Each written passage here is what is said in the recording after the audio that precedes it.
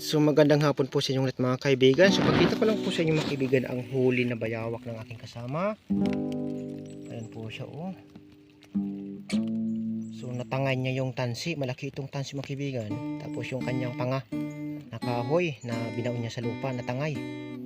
Ito po yung mga tawag dito, yung punit ang tawag sa amin ba? Kumbaga yung tawag dito sa isang katawagan, yung pantakip sa dinadaanan sa mga gilid. Doon talaga siya dadaan sa silo. Ito po siya mga kaibigan. Yung dulo yan ito ng kaong or iyok ang tawag sa amin.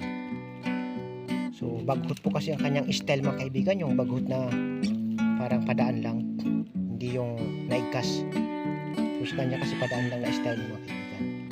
So bayawak po ang nakasuot sa kanyang sa kanyang silo or baghot mga kaibigan. So nandito po sa baywang ang kanyang tansi. Yan po. So isum po natin ang camera. Yan po siya oh. Makita nyo mga kaibigan ang bayawak. So malayo na po ito mga kaibigan. Makita ninyo. Ano po ito mga kaibigan sa gitna. Kaso lang nakarating na po siya dito. Kaya tiningnan natin. Sabi ko baka parang naghawan doon sa baba. Kaya nang makita ko bayawak pala, kala ko labuyo. Mga kaibigan. So ito po mga kaibigan, siguro ito po mga kaibigan ang bayawak na ito, kung hindi ako magkamali, siya po yung namasyal sa kulungan ng aking kasama na may manok. So ipapasama sana niya sa exam, ngunit bayawak pala ang sumagupa. Ayan tuloy mga kaibigan, natanggalan ng mga balahibot sa kabuntot, tapos nasugatan sa sa likod, pati sa paa. Ang saklap pa mga kaibigan, sa kaliwa pa, sa daliri. So muntik nang matuluyan kung hindi ko lang po napuntahan.